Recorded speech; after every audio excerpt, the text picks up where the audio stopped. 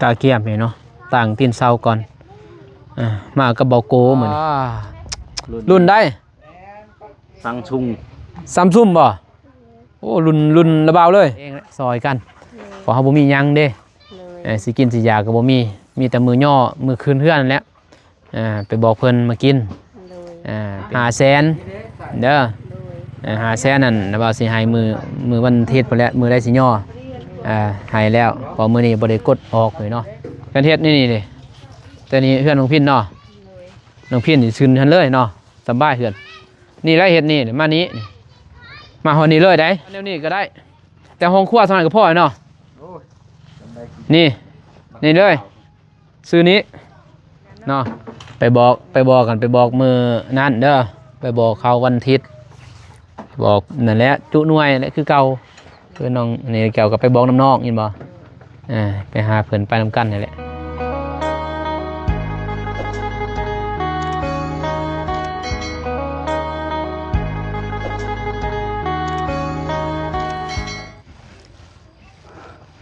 เป็นยังไงเนาะเปิดภาพมาตอนแรงๆบัดนี้ไทยแดงเพิ่นก็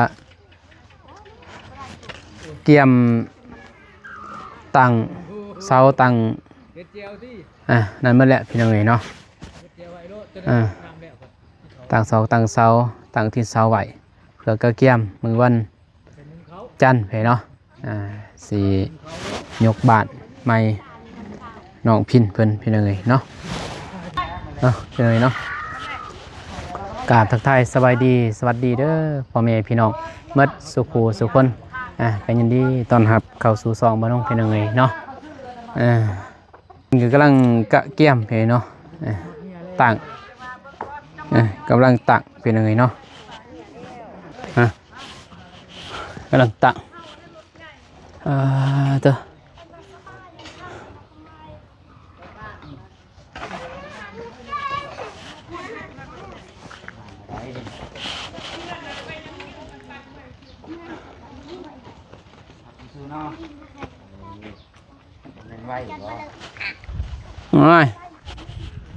มายังผู้สาวบ้านอันนั้นโดยสบายดีนี่น้องจันทนายิ้มเลยเนาะบ่ผู้สาวบ้านอาหังมาอย่างไรโดยสบายดีป้าเมียอยู่คนเดียวบ่มายามไม่เท่าบ่คือว่าสิป้าแม่อยู่คนเดียวอยู่กับบ้านโก้งเราไปจากบ้านนะฮะใส่คือว่าอยู่บ้านโก้งบ่บ่ฮู้บ่จ้ะไปบ้านบาตูนเด้จัดงานไอ้สิบ่ฮู้บ่โอ้ไปกระมอนี่ได้หมดเดี๋ยวจากบ้านนะฮะจังฮู้มื้อนั้นนั่นบ่เพิ่นก็บ่ฮู้อยู่บ้านโก้งจักปี11 ปีโอ้11 ปียังบ่ฮู้บ้านโก้งบ้านอาหังเห็นเนาะแต่กี้บ้านนุ่งก็บ่เคยกันบ่ฮู้บ่เคยเข้าเด้บ้านอาหังไปเข้ากันนี่แหละตอนช่วยเหลือคนนี่แหละอันบอกกับตะกี้บ่ฮู้ดอกบ้านทุ่งวายจักทางใดทุ่งวายหมู่ว่าไปแม่แดงเนาะไปทุ่งวายไปดอนซาบ่ฮู้พี่น้อยเนาะ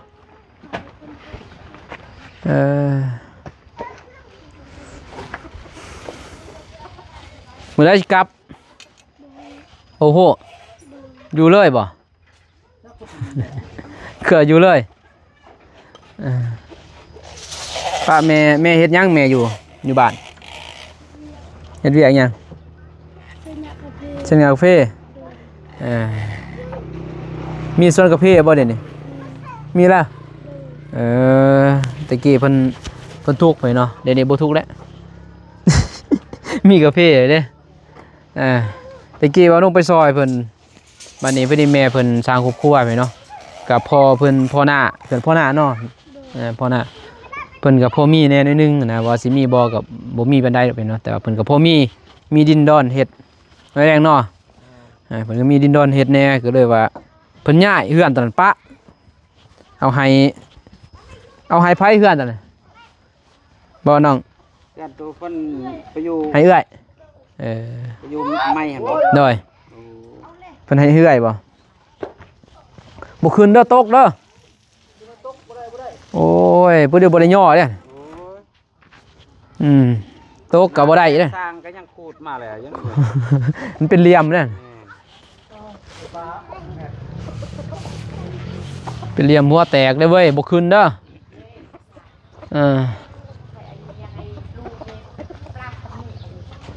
น้องพินเฮ็ดสร้างน้องพินนึ่งข้าวบ่นึ่งข้าวบ่ใบแดงนอนอยู่ใส่สมมุตินอนโอ้เอาเปิดน้องพินนี่นอนใส่นอนอยู่หั่นแล้วว่ากันบอกว่าสิใหญ่นอนอยู่กลางนี่ยันคล่ำบ่คล่ำนอนกลางเรือเตียงออกบ่ได้บ่เตียงออกแล้วมุ้งเพวัดเอามันขับเด้นอนคืนนองนุ่งเต็มเลยยันครับบ่ครับนอน3คนกับน้องชายเพิ่นครับน้องชายเพิ่นบ่ไปนอนครับเพิ่นก็นอนข้างนี้เพิ่นนอน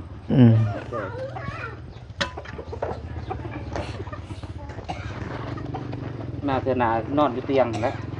สบายมันห่อนเด้ห่อนบ่คือทางนี้เอาเพบัดเอาซื้อเพบัดซื้อเพบัดมาเฮ็ดคืนได้บ้านห้างเฮ็ดนะเฮ็ดไอ้แดงแต่บ่ได้นอนซับ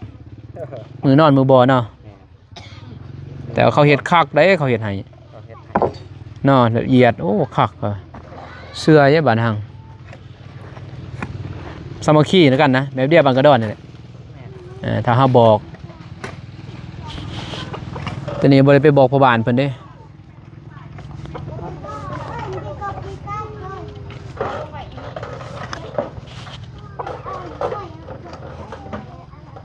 ตาเกียมเนาะต่างตีนเศร้าก่อนมากับเบาโกเหมือนนี่มากับประธานโกไปได้โอ้ยเลยแบบมาเปิดงานเมื่อนั้นมาเปิดงานข้างหน้าวันนี้มาปิดแต่ก็มาเปิดไม่นี่กิจการนี่โดนเทื่อมานะมาเหยียบแบบว่าเพิ่นมาอีสังนายกนะนายกประธานอันสังทางไทยเสือเอิญซอป่ะซอแบบซอมาเปิดงานนะแล้วเปิดงานก็มาปิดนี่เพื่อนปิดนี่แล้วมาปิดมาเปิดตัวนี้นี่เปิดใหม่อีกมาเปิดใหม่อีกครับคราวนี้แล้วมาเปิดงานให้ทางทีมงานมาเดทแบบว่ามาเบาโกนเนี่ยมาเปิดงานทีแรกก็ทีมงานอัปเดตแล้วก็เฮ็ดแล้วว่าซ้อมมาปิดอีกแบบมือมาปิดพุ่นไม่ได้มาจังมาเนาะพอยันมือเดียวเนี่ยบ่จักมาเลยจักแล้วเพราะจะนั้นมีมือปิดอีกเด้มื้อนี้มือเปิดนี่เปิดเลยยังไงเนาะเขาอันนั้นเขาสิย่อสบายดีแล้วย่อแล้วก็ปิดเบิ่นแล้วย่อแล้วก็ปิดเนาะแม่นมื้อนี้กำลังบุกเบิกสีหย่อเสาได้ยินเพิ่นว่าสิหย่อเสาวันจันทร์บ่ได้วันจันทร์นี่จันทร์แล้วสิหย่อเป็นยังไงเนาะจะได้จันทนาเห็นข่าวโอ้ขากเว้ยใส่บ่โทรศัพท์ใหม่โอ้สากตลอดแต่ได้โทรศัพท์ใหม่บ่ในนอนอยู่บ่กอดเลยอยู่เนาะนอนอยู่บ่นอนเด็กบ่จักโมงนอนบ่ได้นอนเด็กลูกบ่ได้นอนเด็กจักโมงนอนจักโมงนอน11 2 1 2 3จักโมงโอ้เราขึ้นนี่ขึ้นนักเติบยันตอผิดขึ้นนักเตอยันตอพิษมานะเอาบ่มีโม่งบ่อยู่หันมีโม่งในโทรศัพท์ไปเบิ่งเอามาเบิ่งหันไปเบิ่งเอามาสิเบิ่งแน่ถืออยู่บ่โม่งถืออยู่บ่เบิ่งโอ้ยผู้สาวหน่อยนี่เว้ยได้โทรศัพท์เว้ยรุ่นได้ซัมซุงบ่โอ้รุ่นระเบาเลยเจ้าซัมซุงใส่เบิ่งหันเพิ่นบ่ฮู้โมงหัน เดี๋ยวนี้จะม่วงนี่แหวว่า เบิ่งอันนี้เอานี่จังม่วงนี่ เละยัง โอ้เป็นภาษาไทยนี่เราจะงงแน่ได้เหรอเอาหมดเลย เล็กสี่ ฮะ คือจะม่วงนี่นี่ เอาจังม่วงนี่ ก็ได้ นี่คือเรื่องนี่ อ่า ก็คือ อืม จังม่วง แล้วเราเบิ่งมุมมันจะเป็นเยี่ยมมาได้แหละ ปอหาปอซีสิเขาปอหานี่เบิ่งคักๆเบิ่งเลขยังหันนี่ตั้งใจ เล็กนี่บ่ ด้วย เล็กคุก เอาตั้งนานดิ เล็กหนึ่ง ฮะ เล็กหนึ่ง ตั้งนานเลขหนึ่งเป็นเท่าไรบวกอ่านแต่นามหาลังเป็นเท่าไรหั่นหนึ่งกับหกเท่าไร เจ็ด หนึ่งกับหกเป็นเจ็ด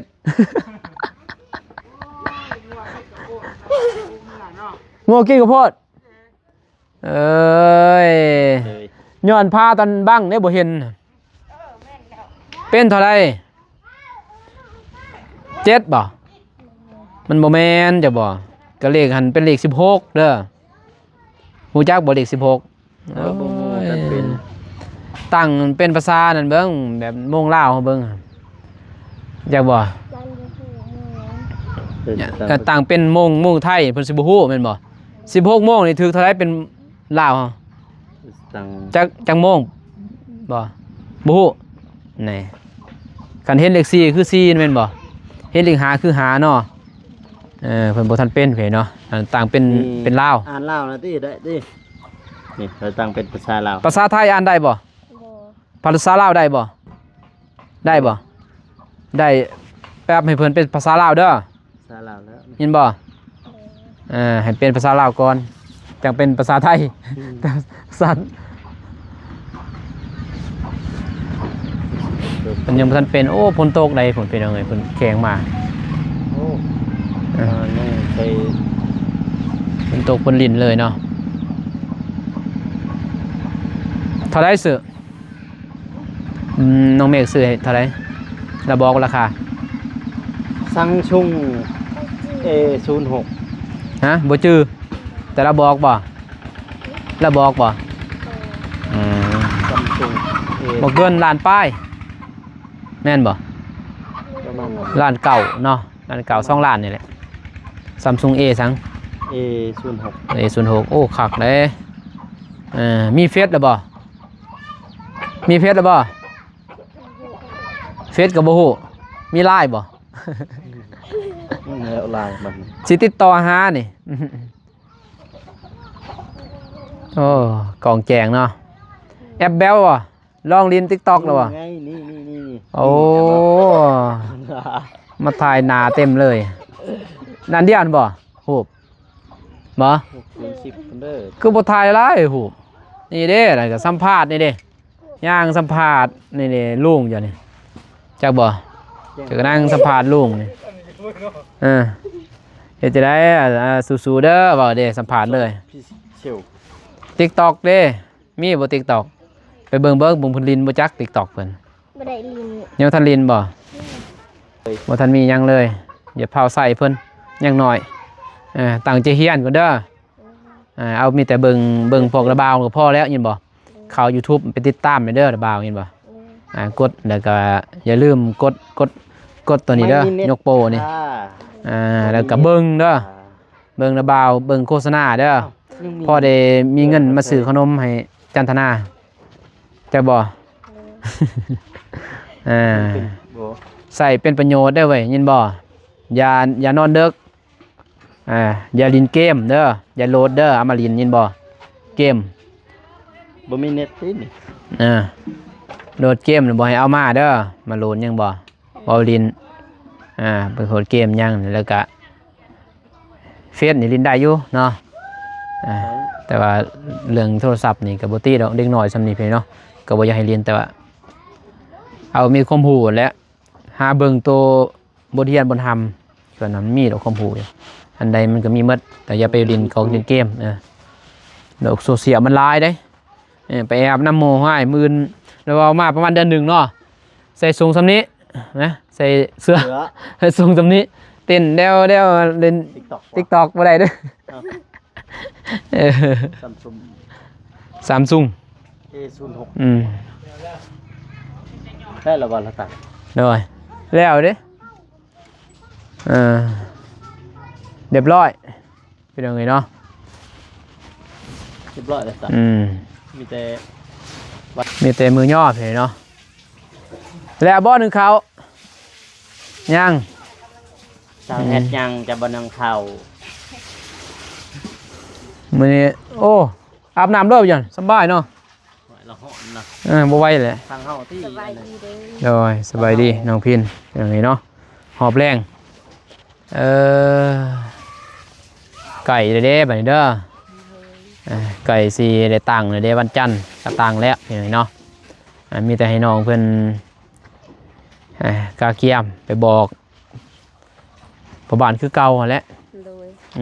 เพราะว่าเฮาก็ได้เข้าไปแล้วตอนนั้นมีแต่ให้น้องเพิ่นนั่นแหละเพอเพิ่นหากันเองแหละซอยกันเพราะเฮาบ่มีหยังเด้ โดย สิกินสิยาก็บ่มีแต่มือย่อมือคืนเฮือนนั่นแหละไปบอกเพิ่นมากิน โดย เป็นนั่นแหละคันมื้อได้มื้อคืนไปบอกเพิ่นมาร่วมงานเชิญว่ายินดีนำนี่แหละเป็นไงเนาะแต่ว่าทางทีมงานก็คันน้องพินบางทีก็สิได้มาแต่เช้าอยู่ถ้าบ่เตียงมากก็คือเก่าเป็นไงเนาะก็มาช่วยคือเก่าพอเพิ่นต้องตื่นสวยเด้เพิ่นเมื่อยเด้พอเพิ่นบ่ได้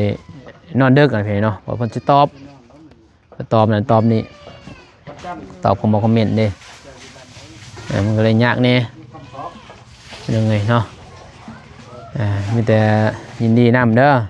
โดย งบมีแต่ตอนนี้นบ่าวมีแต่งบค่าสร้าง16 ล้านเด้อ โดย แล้วก็ค่ายังที่ซื้อใหม่ซื้อตองนั่นแหละยังเหลืออยู่500,000เด้อ โดย 500,000นั่นนะบ่าวสิให้มือวันอาทิตย์พุ่นแหละมือได้สิย่อให้แล้วเพอมื้อนี้บ่ได้กดออกเลยเนาะบ่ได้ถือเงินสดนะบ่หารถือเงินสดบ่มีดอกในธงน่ะบ่าวนุ่งเห็นจังไงเนาะบ่ได้ถือเงินสดมีก็นี่แหละ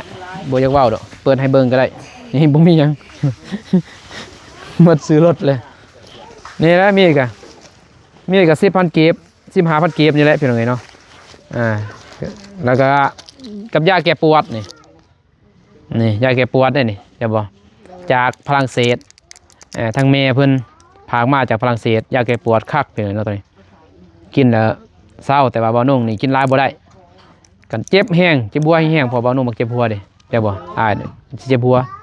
มักเจ็บหัวนะเลยเฮ็ดให้ตับอ่อนเพลียย้อนหยังจ้ะย้อนกินยาแก้ปวดหลายสิเจ็บหัวไปหาทายแล้วถ้าว่ามันบ่มีแล้วก็โอ้อายหานะเพื่อทราบสิได้ให้เจ็บหัวเด้คือเพื่อนธนาก็คนหาเงินนั่นแหละใช่เนาะ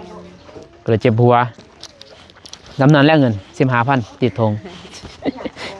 พูดและหมดยนต์ใช่เลยบ่มีมีแต่นั้นเด้อ โดย ไอ้แดงกลับบ่ ครับ มีแต่กลับก่อนแหละมีแต่วันมื้ออื่นสิเข้ามาอีกดอกฝอยแดงมือก็เข้ามาบ่ มื้อวันจันทร์พุ่นแหละมา มือบ่ได้เข้าบ่ บ่ แล้วคันถ้าแล้วน้องสิแจ้งเบิ่งเด้อ โดย ถ้าว่าทั้งพระอาจารย์เพิ่นอันนั้นแล้วก็ทั้งน้องสิแจ้งเลยซื้อไม้มานั่นแหละให้อายมาเฮ็ดนะสิแจ้งมื้ออื่นสิเซ็นหาเพิ่นตอนแรกนั่นแหละเรื่องเฮือนเป็นครัวนี่เป็นครัวโดยกันเฮ็ดก็แบบนี้แหละคือน้องเว้าเนี่ยแดงกันเฮ็ดนี่เด้แต่นี่เฮือนของพินเนาะ โดย น้องพินนี่ซึนทันเลยเนาะสบายเฮือนนี่แหละเฮ็ดนี่มานี้มาฮอดนี้เลยได้ฮอดพี่เลย แต่ที่เศร้าแต่มานี้นี่เลย บ่ให้มันซื้อกันเลยบ่กับ ซื้อเลยแต่ห้องน้ำนี่ซื้อเลยห้องน้ำนี่ซื้อเลยเพราะว่าตัวนี้มุ่งเลยเด้ที่มุ่งสอนตัวนี้นั้นไอ้หนึ่งเนี่ยมุ่งสอน แต่มันบ่สากดอกแต่เฮ็ดให้มัน จะได้บ่หัวหรอกเนาะเพราะมันต่างเด้คนละอันเนาะเนี่ยมันก็บ่หัวดอกใส่ห้องน้ำแต่ว่าตัวนี้ให้มันซื้อให้มันสากเลยแต่นี่อย่าบอกมันสากกับเพื่อนเลยแต่นี่ให้มันมาในนี้แล้วก็ตัวนี้กอบนนี้เนี่ยตัวนี้สิกอมันนี้เลยนี่กอใส่ติดเสาตัวนี้เลยนี่คุ้งเลยเนี่ยนะแต่เห็นบ่ แต่หันมานี่คุงเลยมันบ่ซื้อกระยะตัวนี้ ซื้อกระยะเขาก็เอามันซื้อนะ ตัวอย่างว่า แต่เรื่องนี้บ่ซื้อกันว่าหรือว่าแนวนี้ก็ได้ แต่ห้องครัวสมัยกับพ่อเนาะ โอ้ยจำได้กี่ นี่เลยซื้อนี้เนาะนี่บนนี้เลยก็คืนนี้เหตุประตูอยู่นี้อันนี้ตะแนงละแนงหันกับละแนงตัวนั้นก็จำเลยตัวนี้ก็จำเลย แต่ตัวนี้ต้องได้มุ้งได้เลยได้มุ้งหอดพุ่นเลยโซนนั้นเลย นี่ มุ่งแล้วลงไปใช้ลงมานี่ ลงเลยนะมีแต่ซ้อนใส่ตัวนี้เลยต่อคราวนี้เลยสังกะสีมันก็ไล่เขาเลยไล่พุ่นเลยทีมพุ่นพอเพิ่นจะมุ่งเลยนะทางฝ่ายจานเพิ่นว่านี่เดี๋ยวเท่านั้นนั่นแหละตัวนี้มีแต่มุ่งซื้อแต่นี่บ่ได้เฮ็ดหยังดอกมีแต่ อยากว่าก็คือว่าบ่ก็มาพี่เลยพุ่นแล้ว ก่อบ่ตอนนั้นบ่ได้ก่อ เข้าไปพุ่นเลย เพราะว่ามันเหม็นเด้ห้องน้ำ ก็แม่น มีแต่เอาตัวนี้สุดเลยนะก็แล้วเพิ่นครัวต่างห้องน้ำต่างแต่ว่า เที่ยว น้องเพิ่นเข้าไปก็แล้วตอนนั้น เอาตำหนิ เนาะ เลย ตัวนี้จับไปเส้นนี้เลย นั่นแหละ จับมอง เนาะ นี้หรือว่า โดยนั่นน่ะ จับมองนี้มันก็คือ จะได้คล่ำอีกนะบ่ให้เต้ต้องแม่นบ่มีแต่ใส่เสาต่างตัวนี้ มาสำนีซื้อตัวนี้กะ ตัวนี้ก็เสาต่างมันน้องพินอยู่ แล้วแม่นบ่ตัวนี้ก็ใส่เสาหันเสาจบบอลหันก็ใส่เสาบ่ได้เต้ตองอิหยังขึ้นเนาะตัวนี้ก็สอดสังกะสีอันน้อยหนึงซื่อๆเพียงจุเห็นบ่เตรียมบ่ได้ดังเท่านั้นเนี่ย ได้เนาะนี่ก็ใส่เสาต่างเลยเสาต่างเลยเนาะ เศร้านี่ก็มีดูแล้วบ่ให้มันไก่กับเพื่อน ประตูเด้ประตูอยู่หันเลยเนาะเปิดเนาะจากเสา1 2 3 4เสาเนาะเอาไม้ตอนนั้นก็ได้นะเห็ดเสาเนี่ยไม่เส้นนั่นแหละเนี่ยเจ้าสิหนีบเอาได้จ้ะวะเนาะ เป็นนะเอาไปเซ็น ตัวนี้ก็ก่อขึ้นเท่ขึ้นนะเท่ซ้ำเฮาใส่ยังขึ้นว่าใส่น็อตเนาะจับบากนะ ใส่เศร้า แม่น นี่นะใส่แบบเฮาตีตัวนี้เอานะเป็นเสาเฮากันหั่นน็อตเขาเลย หรือบ่หั่นน็อตเฮาก็เอาเหล็กตะปูขอดเขาเลยพอเป็นเลขเด้ไอ้เฮ็ดเป็นเลขกันน่ะคือกันน้องเดิมแหละขอดใส่คือเฮาเฮ็ดเฮือนสั่นครึ่งนั่นแหละเท่านั้นแหละ ท่านน้องซื่อๆติด20 เมตรมา4ต้น ติด2เมตร ประมาณนั้นได้จังให้มันคักกัน ไปเทเลยเด้บ่ได้บ่ เท่เลยบ่ ผมโอ้หินมันยากเด้ ซื้อแต่เล็กมา โอ้หนอทรายอีกหนอทรายพอสิเอามาหมดอ่ะนะถ้าเพิ่นสิถ้าพระอาจารย์เส้นหาพระอาจารย์อาจารย์เพิ่นก็สิพอไล่หมดเลยเด้เรื่องหินเรื่องหยังเรื่องทรายแล้วจะเอามาเลยผู้ดีงามแหละเพิ่นก็ถอยรถมานี่มาทอกันนี่เลยเนาะทอไว้เลย ชอบมุ่ง พอถึงโบกถึงหยังเด้ถึงก่ออีเด้หั่นเด้หินก็คันหนึงเด้สั่งมาใหม่นั่นแหละถ้าพระอาจารย์เพิ่นมาอย่างแหละถ้าได้แล้วสิแจ้งตอนแรกเด้อถ้า แต่ ได้ ว่าคันว่าได้มุ่งอีกตัวนี้ก็สิได้ใส่เศร้าอีกแล้วอยู่นี่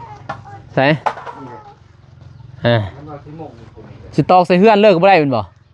ได้บ่ตอก บ่ได้บ่ให้สู้แล้วนะ มอยซุ่นบ่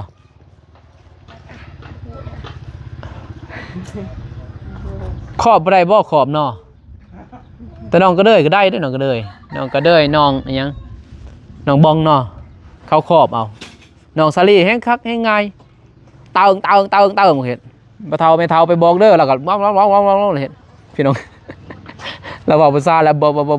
แล้วบอกเขาใส่เลยเติงกันบ่ได้ก็มีแต่สื่อเศร้าเนาะบ่สื่อเศร้าก็คือน้องเว้าก็ได้ ก็มันก็สิได้ใส่เศร้าอีก เทเอานะ และนี่ก็สิได้ใส่เศร้า มันสิถูกต้องเศร้าได้จ้ะ เด้อเทเศร้านิดหน่อยเอาเศร้าหน่อยเอาได้บ่ เศร้าใหม่คือกันนั่นแหละ แล้วก็ก่อขึ้นเนาะแล้วหั่นน็อตใส่เนาะจับถึงเนาะ แม่ แต่มื้อนั้นเฮาบ่ได้ก่อเนาะก่อบ่ กันว่าอันนั้นก็ยิงตามดอกบ่ก็กับตีใหม่ขึ้นไปกันแล้ว เด้อ เอาก็ซ้ำกันนั่นแหละ ก็ซ้ำแอวซ้ำ คันเฮาบ่อยู่ใส่เศร้าอยู่นี่ก็ตีใส่นี่เลยเด้จบมากออกปันลมมันนี่ ไป เป็นหยัง แล้ว กันว่ากันเอามาเตอะใส่ตุ่น โดยก็แล้ว ก็ มี เอาความสูงซ้ำห้องน้ำนี่เลย ห้องน้ำเลย โดย มีแต่เอาสังซีเปอะทั้งเทิงก็จบนะน้ำไหลพุ่นเลย กันนั่นนะมันก็บ่ได้ใส่หลาย ใส่เศร้ามีแต่ ต้นนั้นหนึ่ง ต้น เนาะ แม่น แล้วก็ซองอยู่นี้ แม่น 4 ต้น 4 ต้น 4 ต้นตัวนี้ก็เตอะใส่นี่เลยเด้ แล้วสักงานปลบออก โดย ออกไปเลย โดยมีแต่งัดตัวนั้นก็แล้วจบ ไปทำที่สัตว์รวมด้วย โดยสัตว์หันเลยแล้ว แม่นก็ มั เป็น น มันมุกมากมันหลายบางทีก็ตัดออกเอา โดย สังกะสีมันเป็นอย่างก็ดูเบื่อไม่อยากก็ตัดออกไปเก่าแล้ว เอา เอาสากตัวนี้ตัวนั้นก็ยามันสิได้ก็ยาวบ่เห็นนะจ้ะในแดงหน่อปูเฮาปูเทิงเด้ ถ้าว่าอยากให้มันนั่นน่ะก็จะจับไม้มันราคามันสากมัด จะจับแต่ราคาเฮือนตัวนี้นะเอาตัวนั้นบ่เกี่ยวตัวนั้นมีแต่ตัวนี้ซื้อน่ะเด้เฮือนสังเฮือนเฮานี่แหละเฮือนใหญ่นี่แหละจับซื้อนั่นก็พออยากไล่ก็ไล่แล้วตัวเฮาไปปูอยู่เทิงหั่นเขาบ่เห็นดอก แต่ว่ามันบ่เข้ากันนะครับ บ่เข้าก็ยาเพียงว่าตัวนี้มันซื้อเลยตัวนี้ก็มันซื้อเลยจบ ตัวนี้มันได้สาก โดยได้สากเลยนะตัวนั้นก็ไล่ยามันเฮาปูเทิงเดี๋ยวเขาบ่นเพราะมันบ่ถือก็ได้สากเนาะเงินครัวมันต้องนำ น้ำมันวิทย์ มันวิทย์อะไรมีแต่นั่นแหละเด้อเด้อเด้อไปไปตรงนี้เนาะกลับก่อนนะเป็นเด้อเด้อมีแต่ว่ามือวันจันทร์ทางไงแดงเพิ่นมาวันอาทิตย์แล้วเราสิมาเป็นวันจันทร์ดอกเนาะเราสิมานอนตอนแรกวันอาทิตย์วันจันทร์เราก็เฮ็ดเลย จันจะเฮ็ดเลยบอก มือนั้นเนาะ ไปบอกกันไปบอกมือนั่นเด้อไปบอกเขาวันอาทิตย์บอกนั่นแหละจุหน่วยและคือเก่าคือน้องนี่เก่ากับไปบอกน้ำนอกยินบ่ไปหาเพิ่นไปนำกันนี่แหละน้องทันหูเด้เจ้าใดแล้วก็บอกน้องFC เพิ่นก็ว่าคือบ่ให้น้องมานอนนี้สายเลือดไปเนาะคือบ่ให้มานอนนำกันเพราะมันบ่คล่ำดอกในสายเลือดเด้ เป็นแม่นแต่ว่า แต่ว่าเฮาลงแล้วนะเฮาลงแล้วแม่นอยู่เป็นน้องแต่ว่าฮีดของคือเว้านึงพีนะเนาะ แม่นบ่อยากลุกมือ พีอันพอเฮาลงแล้วดิเฮาลงแล้วยังขึ้นไปนอนยังบ่ได้อันน่ะพี่เนาะเฮาลงคือนี่น้องเพิ่นนี่เนาะน้องแม่จันทนานี่ลงแล้วแต่น้ำพรแม่นี่อันลงแล้วนี่ผัวป้าก็บ่ได้ขึ้นได้พี่ โดย ขึ้นบ่ได้ขึ้นได้ต้องได้แก่ได้ยังมันก็บ่มีเงิน โดยแก่ โดยพี่เพิ่นก็กินหลายดิกิน1,000แค่นี้มันพี่เพิ่นกินหลาย กระโดด เพิ่นกินหลายเพิ่นบ่ได้ว่าเฮาทุกข์เฮายากเนาะจังซั่นเด้อโอ้ยสบายดี สบายดี โดยสู้ๆ ไปพี่น้องเอ้ยเนาะพ่อน้องก็สิเดินทางกลับก่อนค่ำเลยเพราะว่าป้าดวงตาอยู่เฮือนแม่เพราะว่าแม่นอนอยู่บ้านพี่เนาะเพราะว่าเพิ่นอยากอยู่น้ำลานเพิ่นเอว่าเพิ่นดนๆเพิ่นเมื่ออยู่น้ำลานเอวาลินเพิ่นพี่เนาะโอเคพี่เนาะคลิปนี้มันก็สิจบคลิปเพียงก่อนเด้อพี่น้องเด้อเนาะผมขอบใจขอบคุณทางผู้ใหญ่ใจบุญทุกๆท่านที่เข้ามาติดตามรับชมพี่เนาะก็ขอให้ผู้ใหญ่ใจบุญทุกท่านอยู่ดีมีแห้งเมื่อสู่คู่สู่คนเด้อพี่น้องเด้อมีแต่แจ้งข่าวและวันจันทร์พี่เนาะย่อบ้านย่อเสาบ้านใหม่น้องพินเพิ่นพี่เนาะฝากเป็นกำลังใจให้เด้อพี่น้องเด้อทีมงานเฮาเมื่อสู่คู่สู่คนที่สำคัญก็เบิ่งโฆษณาพี่เนาะให้ทางทีมงานแน่พี่เนาะถ้าว่า FC บ่สนับสนุนกับทีมงานก็ไปใส่บ่เลาะพี่เนาะต้องได้เดินด้วยแห้งกำลังใจพี่เนาะ FC มาสู่คนนั่นแหละพี่เนาะพอๆกันในคลิปหน้าพี่เนาะคลิปนี้ขอกล่าวคำว่าสบายดีเด้อพี่น้องเด้อไปบ๊ายบาย